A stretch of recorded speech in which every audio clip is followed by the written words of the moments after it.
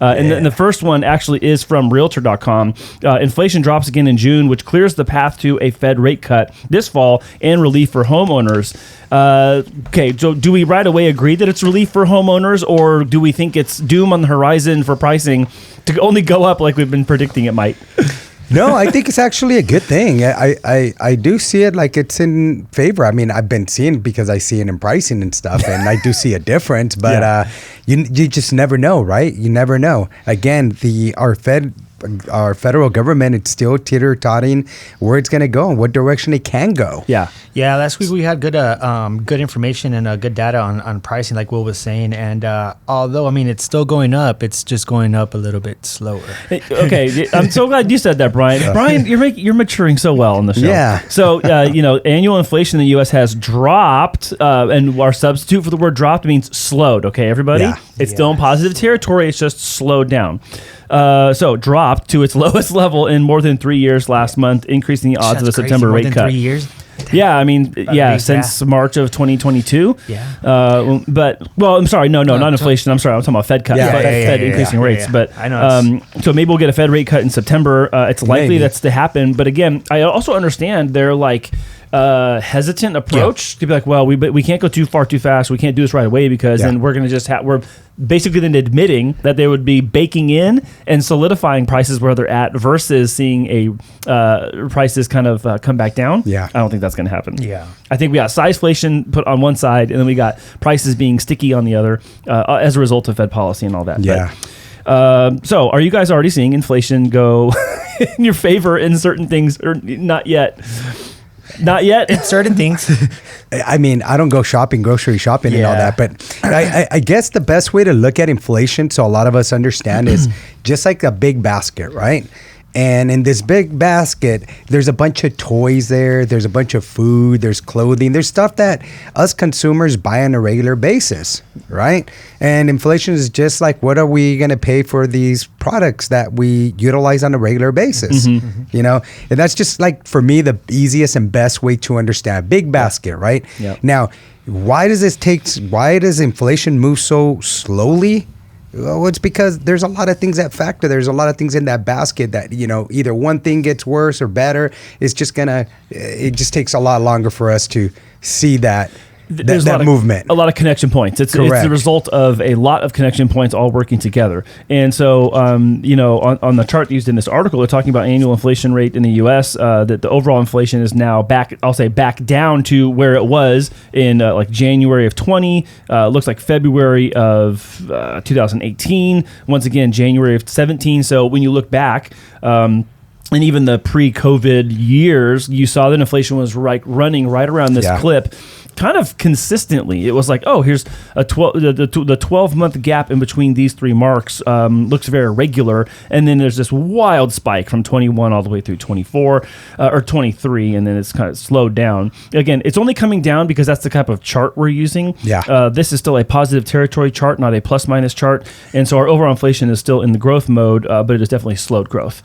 And consistent with where we were before. Now, underpinning this is a couple of things, or one of the intended consequences that like a year and a half ago I started talking about was that they're going to look for softening in the labor market.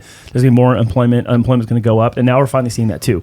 And when the Fed keeps saying, oh, we're going to be data dependent, we're going to rely on the data, and the data's going to tell us where we're going, that's what they're talking about. Jerome Powell saying that the heightened softening in the labor market and unemployment ticking up, hitting in June, like, well, that's cooling this. And these are cause and effect issues.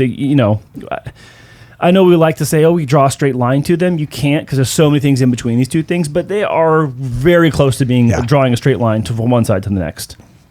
I mean, if you just look at the graph right here, I mean, simply like if you just look at it through a common sense type of lens, it looks like it's starting to come down. So last time that it touched back in 21, where I think it hit the lowest of both of them, well, a little bit before that actually for overall inflation. But right there, if you notice in the trends before and previous year, before 21 and 2020, it started to come down, and then it started going up again around that time when things started getting really, really hot.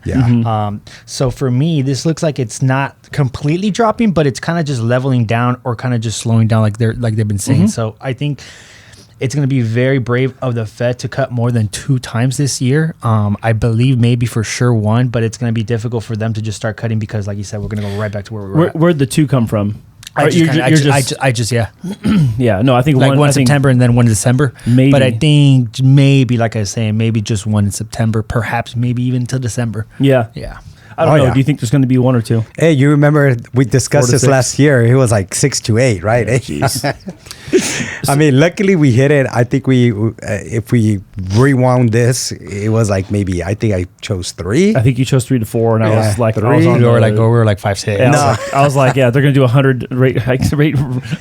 But last year I remember last year during December, rates started getting a little bit better going into the end of the year. So, maybe that's something that's going to, come back again. Maybe we'll see that trend, at the end of the year. Maybe they do the cut at the end of the year so that we go into 2025. Well, we did, but then October came. Yeah. And that was just so disruptive with everything. Yeah. So again, October, we're going into the election this year, into the election month. So that's all going to be a huge cluster F of, just a whole bunch of information, data, and just, I think, a lot of volatility.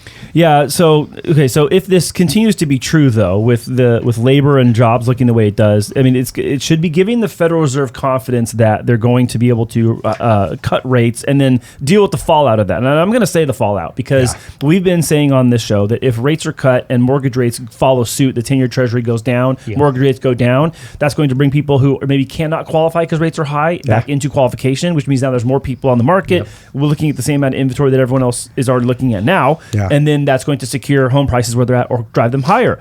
So, I do not think that we are out of the threat zone from that happening, but I also think that the Fed has to show good face publicly and be like, oh, we're going to do the thing we said we'd do. When things look this way and job and unemployment hits this, and when inflation goes to that, then we'll be able to start reducing rates again. So they're either going to get called on their bluff and do nothing, or actually do it and fulfill the promise that they made publicly. I mean, it's just good news to just hear that they're going to do something, right? At the same time, there's always a flip, another side of the coin, right?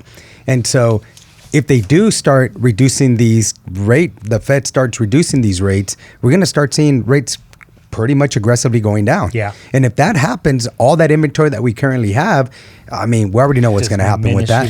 What do you mean by aggressively, though?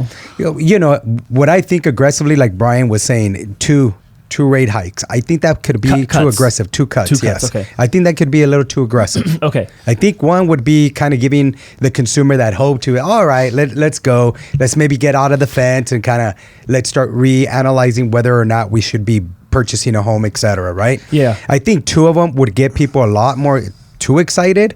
And I just think here we go again with the bidding wars, at least here in our town of San Diego. I'm not speaking for nationwide. It's all different. No, I agree. And then I also feel that, when you see average rates, people look at them like, oh, it's average like 6.85 or, 7%. But that's just an average of every mortgage rate that's being quoted out there. When in reality, depending on your case, it could be a lot better as we've seen pricing, throughout the weeks. So that's also something to keep in mind, that there is people that are getting lower than, average rates. And that's what's still continuously bringing more people to the market. Exactly. Yeah. I think that they are paving the way for a Fed cut. I think that's going to help, actually. I'm not convinced that it's going to hurt at large. I think it's going to help, but I actually think it's going to only marginally help. It's going to help some people in some facets of the economy, and broadly will not help others, because for people that they're already being destroyed by where inflation is at right now, having it pull back a little bit doesn't change that you're being destroyed. It's just like, how much are you getting destroyed? Yeah. Like if I'm upside down on my monthly budget by $1,000 every month, and now I'm just upside down by $750, I'm still upside down every month. Yeah. So, there's kind of that thing that I think about, and we can talk all day long about the headlines and housing and like that's fine, but I still think about I'll say the common consumer, like, when you're putting gas in your car and getting groceries and you're paying for stuff, like, I mean, I've paid for some stuff this year too. I'm like, how is it still this expensive to just buy these things? It's a few things you're out like $50-$60. I'm like, yeah, I know. And they're essential things. I know. And we talked, I was actually using this example in a class the other day. We're talking about sizeflation, and half the people in the room raised their hand. They'd never heard of sizeflation. And I was actually using the example of, I'm not going to name it, but it was an organic cereal brand that we bought at the house that used to make a 16-ounce box, and now it's like 13.8. And you're like, oh, so it's actually smaller, but the price is the same. So it doesn't look inflationary, but it's deflationary as far as volume. And so there's both of those happening at once. And so I was explaining that, and like the eyeballs were like, what?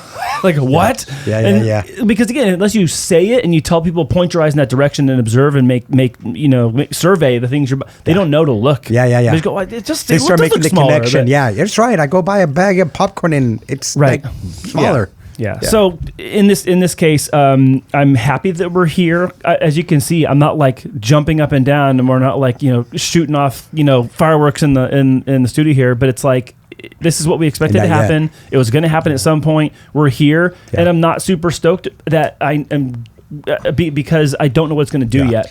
It might help, but I think it's going to create challenges on the pricing side. Stores aren't going to reduce their prices right away. No, they're not going to. It's going to take time. They don't want to do that. That only exists where there's competition on the shelf. Exactly. And when there's competing gas stations across the corner and stuff like that. That's not for all things everywhere. Yeah. And when it comes to housing, I don't think it matters. I mean, you shared a listing with us, Brian, that's coming up in one of the neighborhoods where, like, okay, this house is $1 million. Okay, but it's not just the house is $1 million. It's what's possible there. That's what's what's driving that value in that place. It's not what's there right now, right? Yeah. I mean, agree or disagree? I completely agree, because when I pulled it up, I was like, what? Yeah. I was like, $1 million house should not look like that. You know what I mean? Like before sizeflation. Yeah. You're like, hey, that says 999,000. I think the comma's in the wrong spot. Yeah, exactly. Is that 99,000? No, I don't mean that. I was That's insulting. Go over and be nosy and be like, hey, so once this gets sold, okay. No, but got $1 million right here too. But in that same neighborhood, you're building up, building out, adding a whole separate thing, like that's going to be worth a lot of money. Yeah. That's what and I think they do have one addition in the back or something that they did. So I mean, but still, it's kind of pretty aggressive pricing, if you ask me. That's super aggressive. At least for that area, like I understand the value in the area, but that's just very aggressive. They're going to get it. Yeah, of course they're going to get it. Especially they're going to get it. That's what I'm kind of more like, well, it's going to go anyways. It'll probably go for a little bit more. Well, guys, we're already talking about house prices, guys. So let's pivot into the next topic and article for today. This is from CNBC. Here's why housing inflation is still stubbornly high. Because people are still buying houses at the prices they're listed for. Next one.